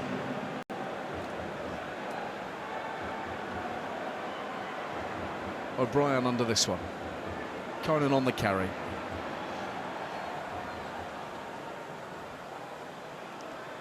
Low. For Dulin. This is going to chase himself. In comes Low, and he gets it at the second attempt. Great work from the winger. Sheehan. Good kick from Dulin as well, just making sure it dropped outside the 22, so the mark wasn't an option. Ross Byrne down the middle, trying to bisect those two men in the backfield. Ihaya West is one of them. Aldrich waited, timed his run, and will get up here, but Low gets a finger on it, and then Ross Byrne fumbles, but they'll have the scrum on account of the knock-on. It does feel it's very nervy at the moment. It's a case of don't make the mistake. There's going to be an awful lot of kick tennis, you'd sense, in the last 14 or so minutes. who can deal with those 50-50 contestables in the air is going to be key. Ross Byrne, just a little bit of a hot potato, just a good opportunity to break away, and nice offload from Jimmy O'Brien, but now they're going to have to get their defensive set sorted. And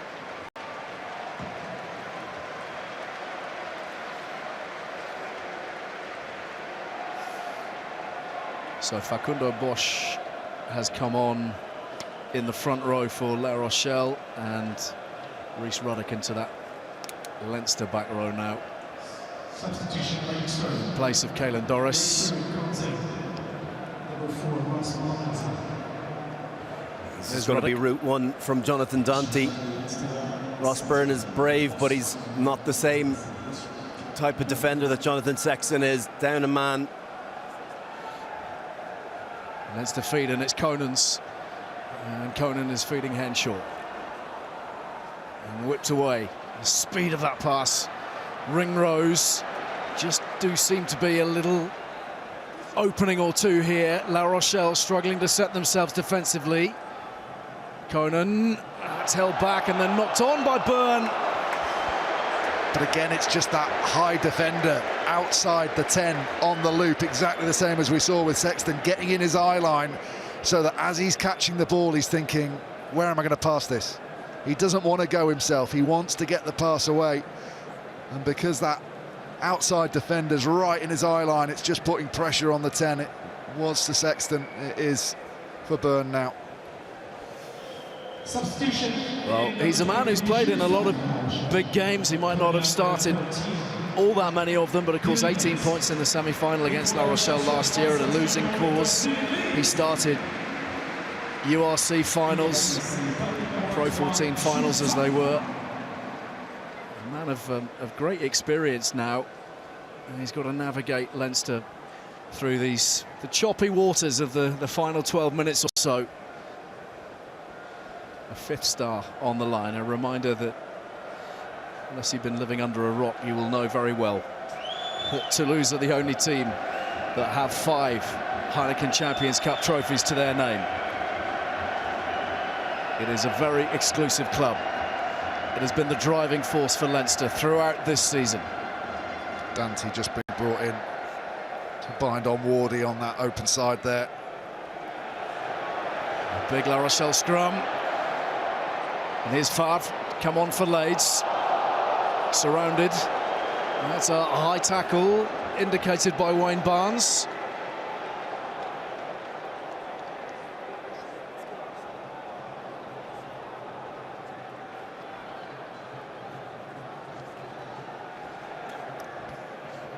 Again, really well worked. The scrum was good with Dante's presence, but why didn't they keep it in? You know, they played it when they were going forward. Very unusual for a scrum as dominant as that. Particularly when you've got one less back. Well, the opportunity of some golden meters here provided by Brice Dulin, and he's gone for it. He really went for it. They're within 7 meters of the try line. Great kick, but they have General Laveau off the field. They're going to have to do it without him. I imagine that Remy Bordeaux will be the target man. They won't want to be throwing to Skelton. Lavani Bottia is with us, and he might be about to make a very important impact.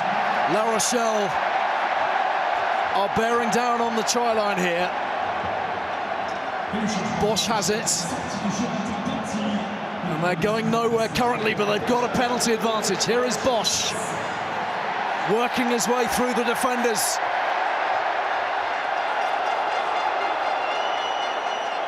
Forwards goes Ratier. Couple more carries might do this. Everybody tightly packed. Bordeaux. And Wayne Barnes has had enough for the time being.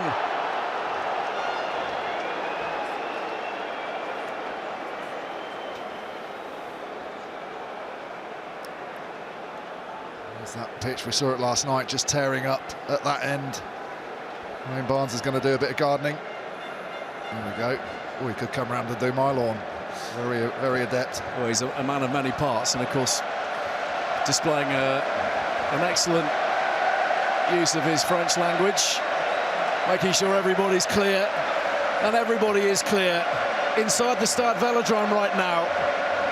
A riot of colour, a fabulous noise, yellow flags being brandished with gusto, knocked forwards by Leinster. So playing with a knock-on advantage here, La Rochelle. Retière feeds that pod. Unfortunately, Cian Healy there slowed the ball down. Carried up by Skelton, still going strong in the 71st minute. Bosch driven to the ground, having a hard time feeding that back.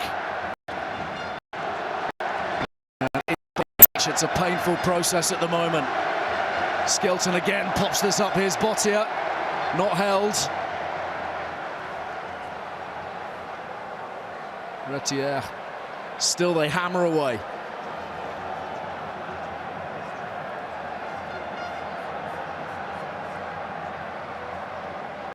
Skelton is being asked to do a mountain of carrying. Penalty. They don't look like they've got a lot of ideas, do they, La Rochelle? They almost look like they're playing for penalties, and Leinster are obliging. They're giving away penalties. Don't feel that they're going to stress you too much with anything technical, so just be onside. Get all your little basics defensively right.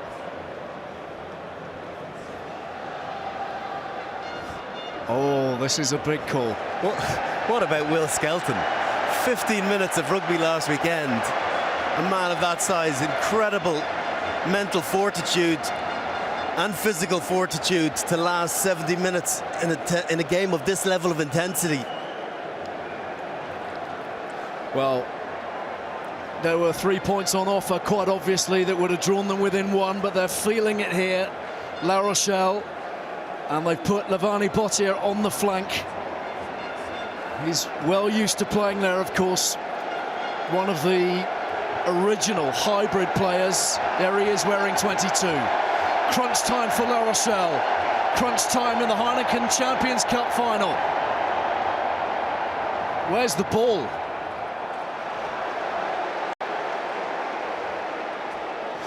This is not the moment for stickiness. Scalvi side of the scrum went down.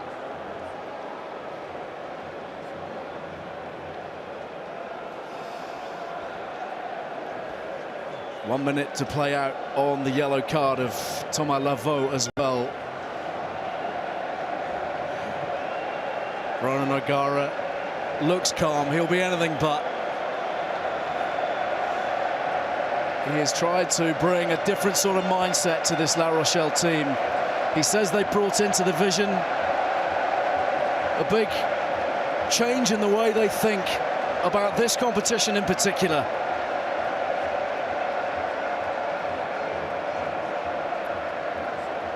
Leinster support cast, Leinster fans will barely be able to watch. Once again, a huge moment. It's there for Retière. Half court, brought down the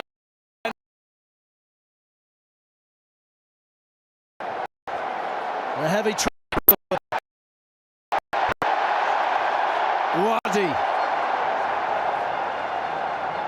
Everything hinges here, not pretty, but effective to this point. Retière, driven back by Ringrose.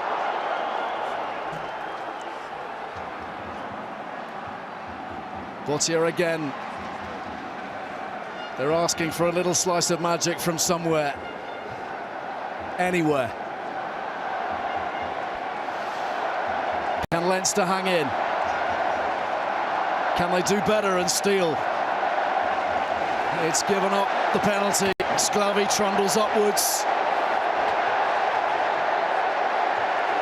Retière, now then, West back into the traffic.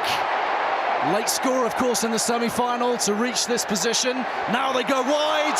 It's knocked on by Brice Dulin, but with the penalty advantage. And the yellow card It's got to be reversal. close. It's got to be close, Ben, to a yellow card. There's been multiple infringements now from Leinster. Has Wayne Barnes lost his patience? Romain Sazi on now as they go back to 15 men, La Rochelle. That was do or die for Dulin, wasn't it? If that sticks, he's going in himself. Just bounces out of his hand.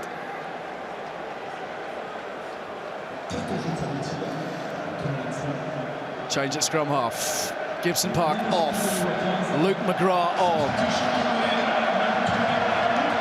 We might need some oxygen for Brian. If I go quiet for the next 5 minutes, give me a nudge, will you? It's brilliant drama. It's everything we could possibly hope for. It's been a testing old season. COVID has ravaged so much of this competition. Cross-border rugby, of course, providing all sorts of difficulties, logistical and otherwise.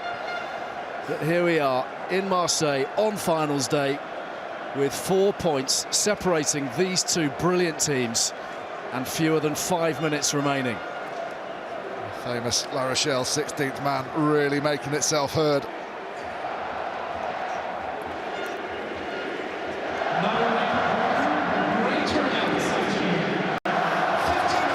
Once more to the scrum.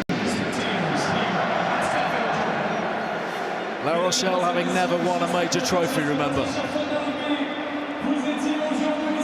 Only promoted into the top 14 in 2014. That was just 8 years ago. Can they steal it from under the noses of the 4 times champions? Leinster just creeping their defensive line off the try line. They don't want to give away another penalty. 8-man shove, another penalty for La Rochelle. Retière getting sucked into the ruck. Dulin pops it out, and on goes Red Awadi again.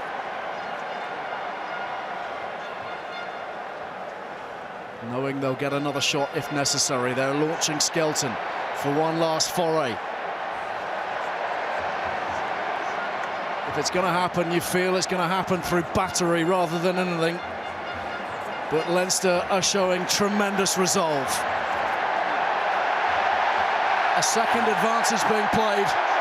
La Rochelle so close. Retière with options. Still to the heavies. Building, building.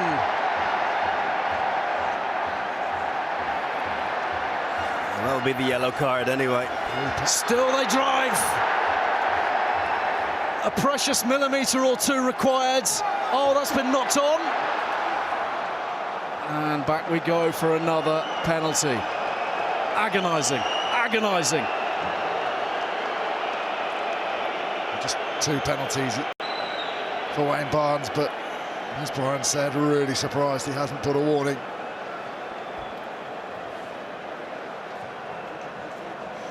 Tyke Furlong's turned his back.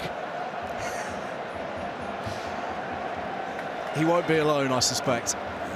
We saw Dan Levy hiding behind his t-shirt a few minutes ago. I don't think you're hearing too many vocal Leinster supporters because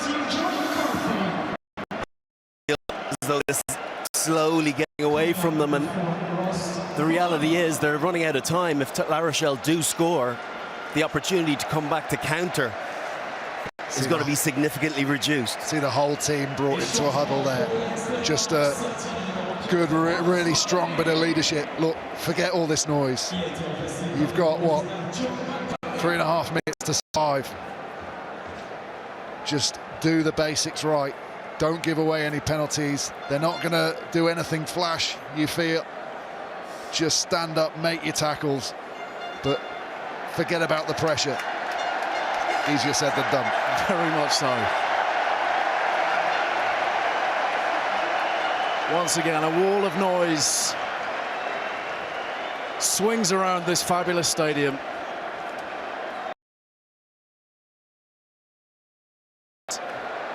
Just wonder if the front row will try and throw the first punch here, metaphorically, obviously. But hit, not absorbing the hit and then giving a penalty later of a scrum. They can turn this over.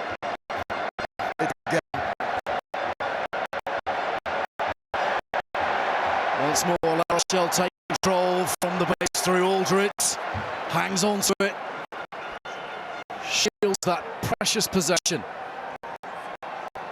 And again, they settle into this percussive rhythm. Be careful on that, La Rochelle. Look to penalise players that are pre-latched if they don't stay in their. Skelton, once again, this is Bordeaux. A little bit of ground gain, but they're still 5 metres away. Now a bit of momentum.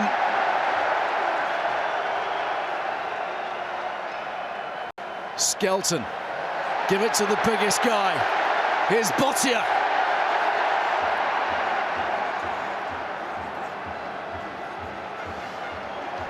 Unbelievable defence this from Leinster. They have held to this point, doing everything in their powers to thwart these attacks. Wadi feeds it onwards. Still those blue shirts just fly out.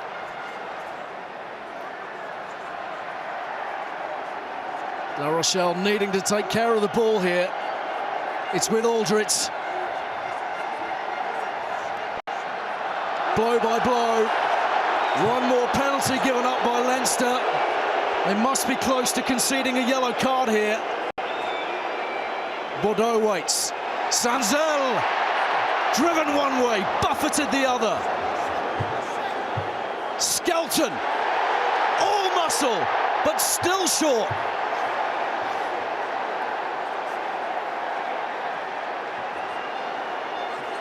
Retier. Has he?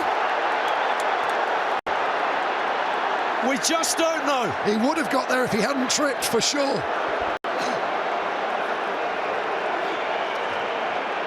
The on-field decision is try from Wayne Barnes. Raymond Rule thinks he got there. I don't think Retier knows. There's his trip or his slip. Gets underneath. It's on the line. As long as it doesn't roll with his arm to get there. That's a try.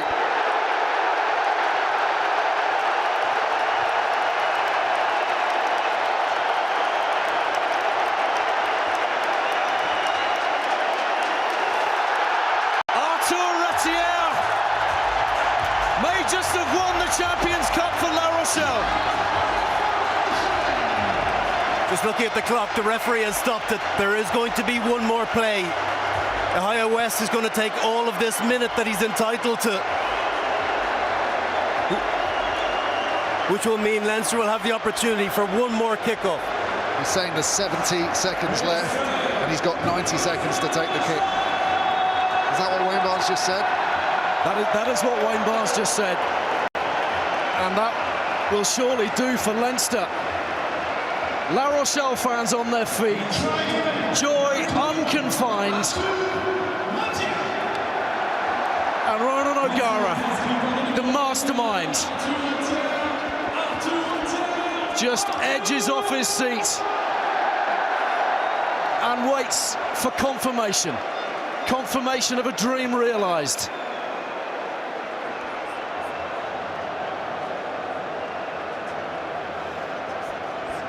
Ohio West will play this out right to the finish, and it looks as if there will be no fifth star for Cian Healy and for Johnny Sexton and for Leinster as a whole.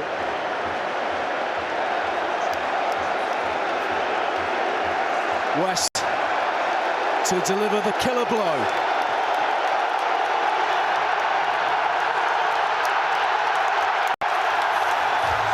Against all odds, Ronan O'Gara's band of brothers have realised their European dream. Agony last year, ecstasy this. this.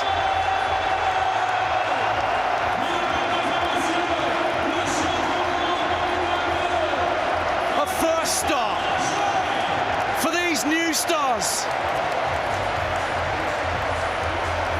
Widely written off ahead of kickoff. They've taken out the hot favourites, and they've done it in the most dramatic fashion. It's their first ever major trophy. It's the grandest of the lot. La Rochelle are the European champions. That's an amazing performance. Not many people gave La Rochelle a chance going into this game against the team that has dominated with their attack in Europe this year, but Ronan O'Gara and his coaches have come up with a plan that has stifled that potent threat of Leinster's running game. They haven't got going at all. Yes, they gave away a few penalties, which Leinster obviously took the points on offer, but 3 tries to La Rochelle means we have a new set of Heineken Champions Cup champions, and this place is rocking. We said before the game it was going to have to take an enormous effort from Ronan O'Gara and his team. Well, it was a tactical masterclass. It was a defensive masterclass, built on that defensive line speed, physicality, ferociousness every time Leinster had the ball. La Rochelle were in their faces. They had no opportunity to do what they ordinarily do. How do you close teams down? By not allowing them much space. How do you close the best teams in the world? By shutting them down, not letting their playmakers do what they want to do, control the game they want to control. And that's exactly what La Rochelle did all game. From the off, Leinster never looked like themselves. Huge, huge credit to this La Rochelle outfit. Massively written off, but delivered when it really counted in them final minutes.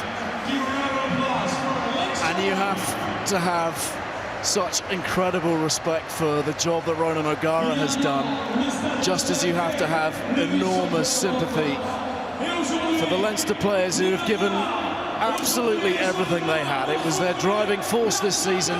It will remain their driving force. But a little bit off their game.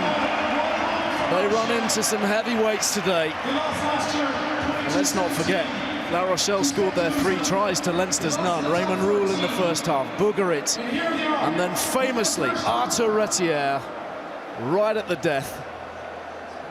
What a way to sign off. He's joining Toulouse next season, but he will do it as a Heineken Champions Cup winner. Absolutely stunning, and a great moment for the sport, you feel. They've been knocking on the door, and to have come up from Pro D2 in 2014 to be crowned European champions in 2022, that ascent inside 8 years is truly stunning.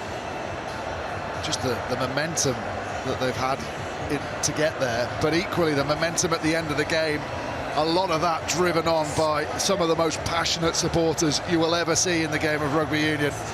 The noise level in here that drove them over the line was immense, and you get the impression that there's a really good connection between players, club and fans, and this one's going to be celebrated for a long time.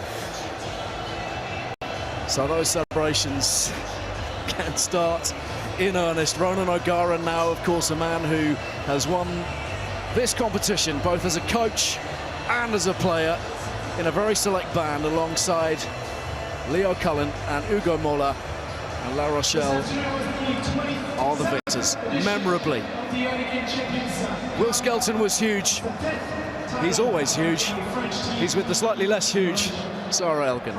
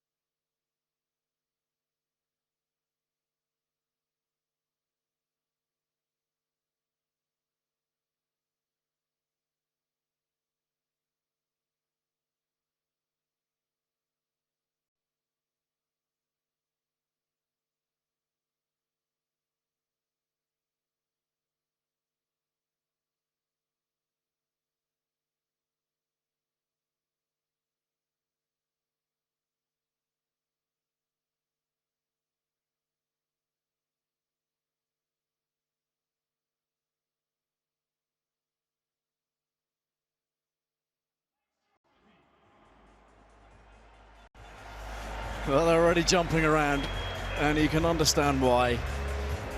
A historic moment, a seminal moment in the history of the club. And for so many of these players that have been together a little while under Ronan O'Gara and have just been building and building. A testing start to this season overall as a whole. But they've come through this European campaign without a defeat. In the round of 16, saw off very difficult customers in Bordeaux. They got the better of Montpellier in the quarters. Racing, of course, in Lens in a slightly messy game. And today, Ben, a performance of just so much resilience and resolve and character. Yeah, Austin's right. The front row were immense. Danny Priso chasing every single kickoff like he was running a 100-metre sprint. I mean, it's just to have that sort of ticker to keep going, and keep putting in effort on effort. That's what's got them through. And also probably worth mentioning Lavani Bottia, who came off the bench and carried so well at the end, was such a threat, often was the man that got them the initial momentum, which they then backed up with carry after carry. After what happened to him a year ago, getting that red card, he's laid a few demons to rest. And it goes without saying, Brian, that it will do great things for rugby in that area, in that town. We know they're mad for it, they're bananas. But this kind of thing will take them to a whole new level. Magnanimously, all you can do is say, well done. This is brilliant for rugby. This is brilliant to have another big name team in Europe competing at the highest level. They've done it back-to-back years, and now they've got their first success, and often the first one is the hardest one to get. If they can keep that squad together, because it's a phenomenal squad. And talk about some of big game players and big moments. Skelton, did he do an 80 shift? Antonio, Bugari, West passed brilliantly today. Senzel, they're not necessarily one of their star players, but I just thought right across the board, it would have been very difficult to have singled out one player of the match from La Rochelle. Well, those medals will mean everything. And of course, next season there will be some other big beasts in the mix. The South Africans are joining, the Stormers, the Sharks, the Bulls. They will all be after that trophy. It might just get a little tougher.